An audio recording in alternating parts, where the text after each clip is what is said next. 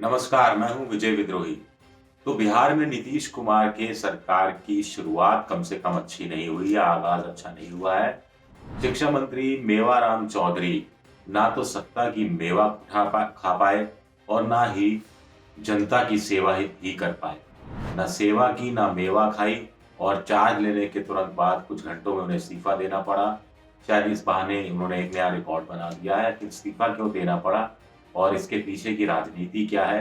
क्या बिहार में मेवाराम ही अकेले ऐसे मंत्री हैं जो इस्तीफे जिनको देने की जरूरत पड़ी, या और भी ऐसे विधायक हैं जो कि विधानसभा में रहने योग्य नहीं है? इस पर बात करेंगे।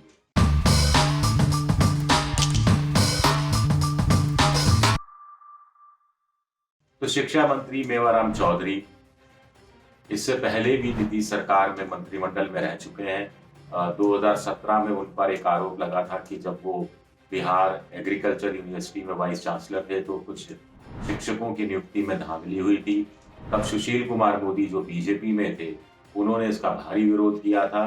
उनके बहुत आग्रह पर और उनके धरना प्रदर्शन पर जांच भी बैठाई गई थी और जांच में भी मेवाराम चौधरी को दोषी पाया गया था या आरोपी पाया गया था, अगर हम ये कहें तो।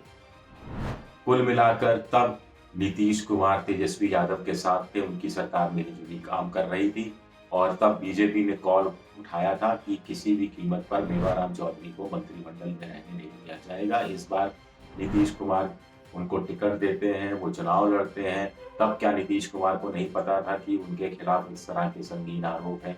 वो मंत्री पद के लिए उनका नाम भेजा जाता है गवर्नर को, तब क्या नीतीश कुमार को नहीं पता था? या फिर तब बीजेपी को नहीं पता था? इंडियन एक्सप्रेस की खबर पढ़े तो बीजेपी के नेता से के हवाले से कहा गया है कि भाई हमको पता था, लेकिन हमने सोचा कि इस समय हम सवाल उठाएंगे तो फिर नीतीश कुमार के लोग कहेंगे कि आपकी पार्टी के दो दो डिप्टी सीएम क्यों बन रहे हैं, ये अजीब सा तर्क दिया जा रहा है, ये समझ से परे है। लेकिन मेवाराम चौधरी ने 2 दिन तक चार्ज नहीं संभाला था मंत्रिमंडल का। चार्ज संभाला तो उसके 1-2 घंटे बाद ही उनको मुख्यमंत्री ने बुलाया और उनसे इस्तीफा ले लिया। उन्होंने इस्तीफा दे भी दिया और मंजूर भी हो गया। पॉलिटिक्स शुरू हो गई है। तेजस्वी यादव का कहना है कि अ, नीतीश कुमार हम पहले से ही कह रहे हैं कि थक चुके हैं और उनको अब घर बैठ के आराम करना चाहिए। उधर बीजेपी से लेकर जनता दल यू के लोग कह रहे हैं कि तेजस्वी तो चार्जशीटेड है, तेजस्वी यादव तो मेवाराम चौधरी को कम से कम चार्जशीटेड नहीं थे। ऐसे में तेजस्वी को खुद अ, जो विपक्ष के नेता का पद है वो छोड़ देना चाहिए, वो ग्रहण नहीं करना चाहिए। तो आपस में इस तरह की राजनीति हो रही है। लेकिन इस बीच action for democratic reforms ADR की एक रिपोर्ट बड़ी इंटरेस्टिंग है जो बताती है कि बिहार में जो 243 विधायक नवनिर्वाचित चुने गए हैं उनमें से 241 का उन्होंने सर्वे किया, उनके पता लगाया कि उनके ऊपर किस तरह के हीनियस यानी गंभीर क्राइम के रिकॉर्ड, आपराधिक जो रिकॉर्ड है वो दर्ज हैं। तो इसमें से 51% के खिलाफ ये पाए गए और इसमें कोई भी दल अछूता नहीं है। हम शुरुआत करते हैं ओवैसी की पार्टी से, जिसके 5 विधायक चुने गए हैं और पांचों के पांचों यानी 100% हीनियस क्राइम से की चपेट में है। आरजेडी के 74 विधायकों का सर्वे हुआ जिसमें से 60% पाए गए कि जिन पर संजीदा या गंभीर अपराध के क्या आरोप थे। बीजेपी के 73 में से 48% पर इसी तरह के आरोप पाए गए। जनता दल यू के 43 में से 26, सुशासन बाबू के 26% पर इसी तरह के आरोप पाए गए। 26% सबसे कम है अभी तक का जो आंकड़ा, लेकिन फिर भी हर चौथा नीतीश कुमार का विधायक किसी न किसी गंभीर अपराध में लिप्त रहा है। कांग्रेस के 19 जीते जिसमें से 58% गंभीर अपराध में लिप्त पाए गए हैं। सीपीआई एमएल जो कि अपने विचारों के लिए, अपने ठोस बातों के लिए और सिद्धांतों के लिए जानी जाती है, वहां भी 67% जो विधायक हैं उन पर गंभीर आरोप है।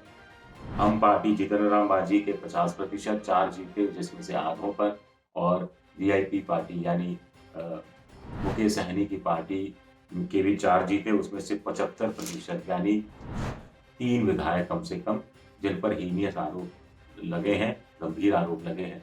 तो कुल मिलाकर अब सवाल उठता है कि राजनीति में शुचिता की बात करने वाले जब खुद सत्ता में आते हैं तो फिर शुचिता की बात क्यों भूल जाते हैं?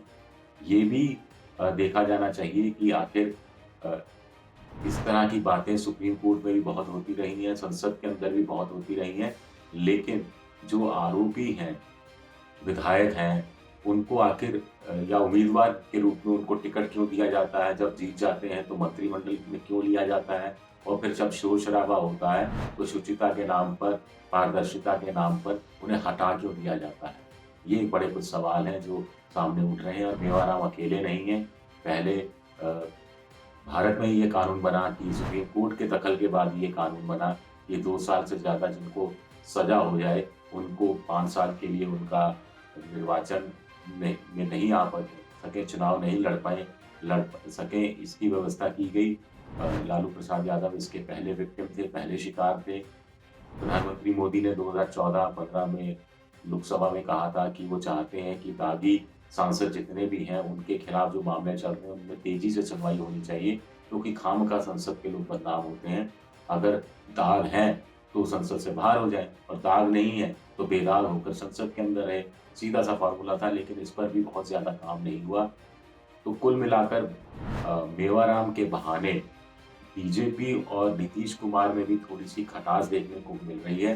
कुछ लोग कह रहे हैं कि नीतीश ने जानबूझकर मेवाराम को मंत्री बनाया कि वो बीजेपी को एम्ब्रेस करना चाहते थे, हालाँकि उसमें वो कामयाब नहीं हो सके। एबीपी न्यूज़ आपको रखे आगे।